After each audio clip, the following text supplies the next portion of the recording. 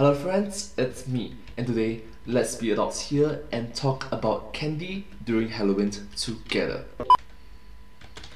Gather round, boys and ghouls, for a terrifying tale. On Halloween night, when the streets are filled with witches and ghosts, princesses, probably a Thor or two, and whatever Fortnite character is currently relevant. Don't really care about that one anymore. Something much scarier will be happening behind closed doors. You see, your neighbors are hiding a horrible secret from you this Halloween. They don't want you to find out, but I know what they're up to. And all of it is revealed by this, their candy.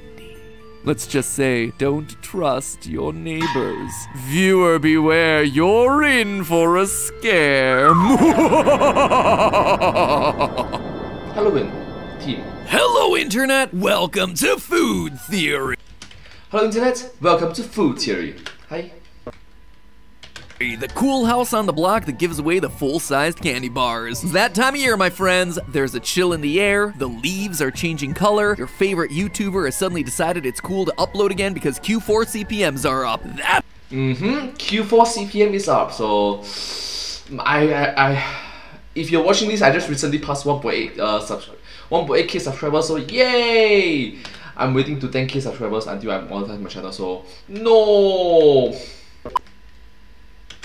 That's right, it's Halloween. Store shelves filled with bags of bulk candy as trick-or-treating returns to a post-pandemic world. And every time Spooky Month comes up, the internet's filled with all sorts of listicles and infographics reporting on the year's most popular Halloween candy. Usually it's broken down state by state so you can see how different parts of the country compare. And let me tell you, I cannot get enough of these sorts of charts. Like this map right here from candystore.com, which looks at bulk candy sales and breaks down the top 3 finishers for the entire US. It just feeds my natural instinct to look for patterns and ask questions like, why? Why are there so many states that have hot tamales as their #1 candy? Seriously, who hurt you? I mean, maybe I'm completely wrong here. Please let me know down in the comments section if hot tamale lover describes you or anyone you know, cause I don't think I've ever met someone who's had more than like 1 or 2 of these little cinnamon pills in their life, let alone would put them in their top 10 candies. What is I'm sorry, I'm from Singapore. I don't think I remember.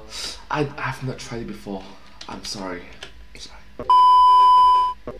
is going on there in Minnesota, North Dakota, Nevada, and Virginia? Or how about this one? Swedish fish only appears 1 time across the entire 50-state map, in Georgia, of all places. Why such a strong showing in that one specific area and nowhere else? There's so much delicious data to dig into here, but what I want to know is the story behind the numbers, the why of it. And once I started digging, I unearthed some uncomfortable facts about human nature. Nope, that is not an exaggeration. It pains me to tell you this, but your neighbor, yeah, they secretly hate your kids. And I know it thanks to an analysis of popular Halloween candies. Well, there were certainly some findings here that were shocking. There were also some things that made immediate sense. Take, for instance, the fact that Pennsylvania's favorite Halloween confection are Hershey's mini bars. If it's not immediately obvious to you why that would be the case, may I direct your attention to the town of Hershey, Pennsylvania. Just look at this photo taken at the intersection of Chocolate Avenue and Cocoa Avenue. Nope, your eyes are not deceiving you. Those are indeed Hershey kiss-shaped lamps. This isn't just some tourism gimmick either. The Hershey Company's corporate headquarters is just a short drive away. The entire reason the 13,000 person community of Hershey, PA is on the map in the first place is because this is where all the workers settled. Here, you can get yourself a chocolate massage at the chocolate spa or ride the roller coaster Candemonium in Hershey Park. And Hershey's influence in the state goes well beyond the boundaries of just this one town. Out of 6 Hershey plants in the United States, 4 of them are located in Pennsylvania. Also, side note, notice that I didn't call Hershey a city, because it's not. It's actually a town or a community. You see, Hershey was started as a company town, where practically all stores and housing were owned by the one central company. In Hershey, the company controlled the housing, churches, parks, public transit, theater, swimming pool, but because it's unincorporated, they don't have themselves a local government. All stories probably best saved for another day. Anyway, just because Hershey's is the main game in town, that doesn't mean that it's the only game in town. Drive just 10 miles south of Hershey and you'll arrive in Elizabethtown, home to the Mars Chocolate Factory, which manufactures Dove, Three Musketeers, Milky Way, and of course their most famous candy, the M&M, which, go figure, ranks #2 among Pennsylvanians. Like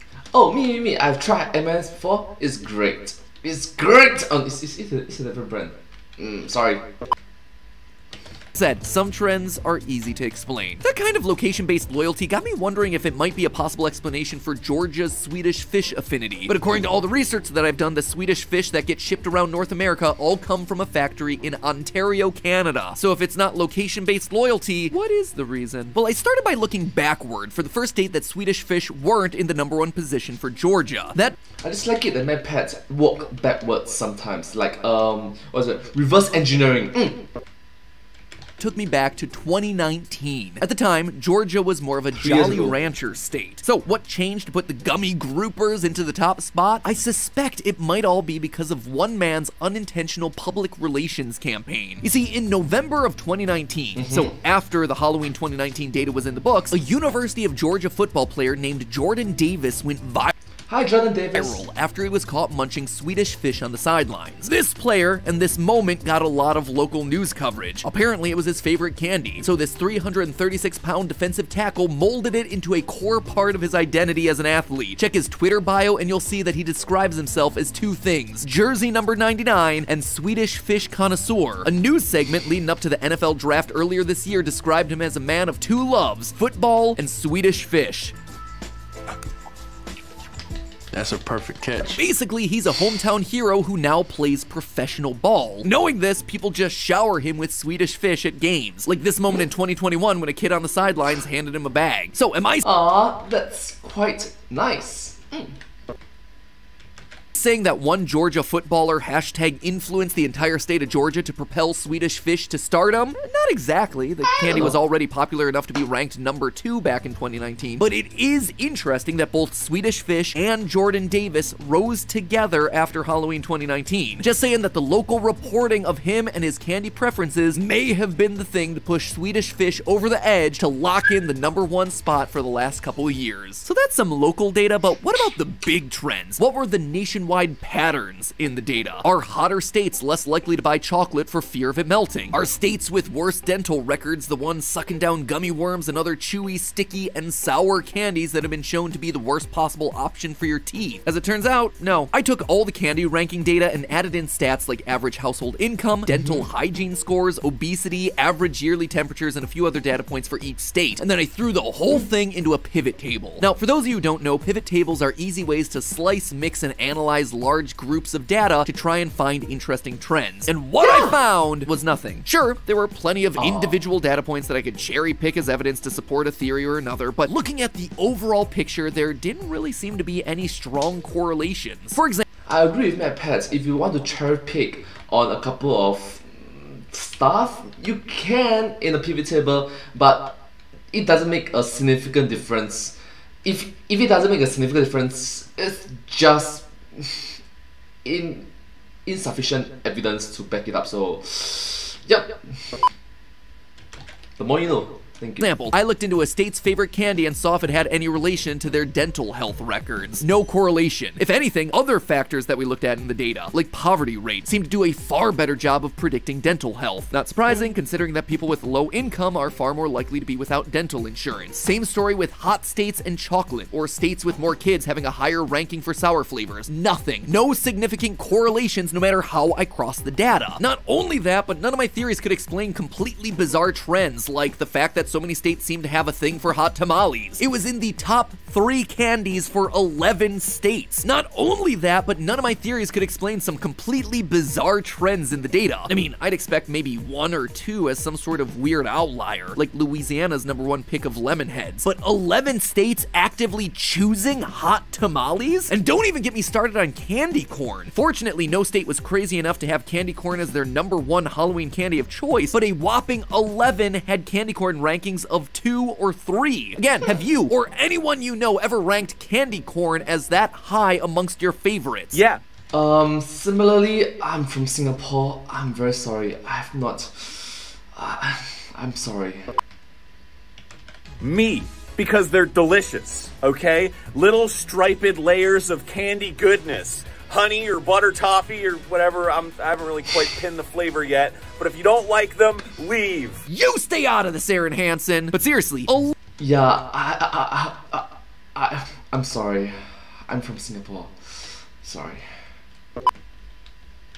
11 states. That's as many appearances as Reese's Cups. Was I going crazy? What was going on here? And then it hit me. The answer had been staring me in the face the entire time. This data is looking at each state's candy purchases, specifically coming from bulk candy sales in early October in prep for Halloween. This cute little map isn't showing us what candy is the state's favorite, it's showing us what each state's favorite candy is to give away. It's telling us what people are putting in their shopping cart when it's time to buy a giant bag of fun-sized candy to fill the pumpkin-shaped basket that you put out for the neighbors. This explains why certain candies appear so highly in the rankings. I have never once bought hot tamales or candy corn voluntarily, but every Halloween they still seem to show up in my bag of candy because the neighbors are the ones buying them. So what gives? Do adults just have a remarkably poor read on what kinds of candy kids actually like? My friends, the truth is actually much sadder than that. If we look at the candies that are ranking highest in Halloween popularity, and only Halloween popularity, we start to notice a disturbing trend. Since all the data is coming directly from an analysis by CandyStore.com, I decided to look at the rate they're charging for certain candy. I started with the popular choices, the kind of stuff that people are likely to eat year-round, just to establish our baseline. Fun-sized Snicker bars are among the most expensive at $11.93 per pound. Reese's Peanut Butter Cups come out to $11.04. Skittles, $10 a pound, and bulk M&Ms are between $8 and $12 per pound depending on variety. So our baseline is that most popular candy brands are gonna run you between $10 and $12 per pound of candy. Hot tamales, on the other hand, the cinnamon flavored candy that somehow ranked #1 in 4 different states and ranks top 3 in 8 others, $4.44 a pound. How about Sour Patch Kids, which ranked as #1 in 7 different states? Well, maybe the reason for that is because you could get Sour Patch Kids in bulk for a mere $5.20 per pound.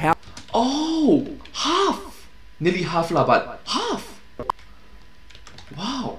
Half the price of the more mainstream candy. And candy corn, that flavored wax masquerading as candy, is the cheapest of them all at a mere $3.80 per pound. 1/3 the cost of the more premium candy brands. And that explains it, my friends. That's why these are the most popular Halloween candies. Outside of Sour Patch Kids, which are pretty darn good and seem to be pricing themselves extra low so they can capture the candy market, nobody in their right mind would pay money for hot tamales or candy corn at a checkout counter for themselves. But if all you're looking to do is do the bare minimum and fill the candy bucket while spending as little money as possible, these are the most rational choices. When you look at the candy purely in terms of how much people are paying for it, the truth is undeniable. This isn't about spreading Halloween cheer, it's about getting the brat off the lawn as quickly and cheaply as possible to ensure that they're not gonna come back to egg the house. If you look at polls asking people what candies they actually like, you'll find that chocolate tops the list. The 5 candies with the highest approval ratings are M&Ms, Reese's Peanut Butter Cups, Hershey's Kisses, Kit Kats, and Snickers in that order. Most of these candies did manage to make their way onto the Halloween candy power rankings in one way or another, but one that was shockingly absent from all 50 states, Kit Kats. As soon as I looked at the price, it was immediately clear why. While most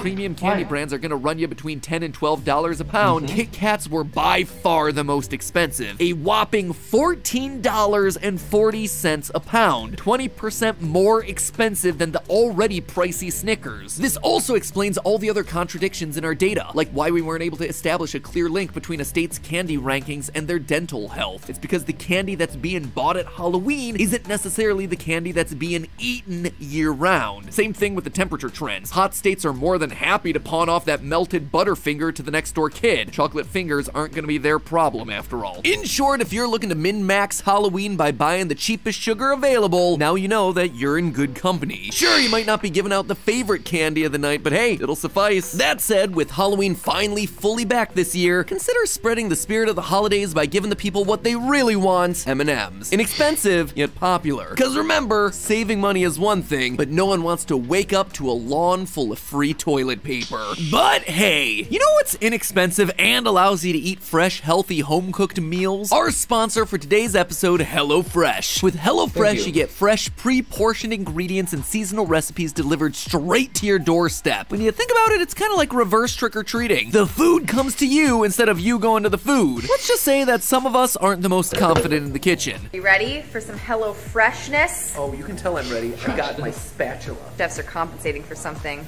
Those huge spatulas. Oh! The bigger the spatula, the more insecure in the kitchen. The spatula. Let us know down in the comments. What is the name of this? I don't know.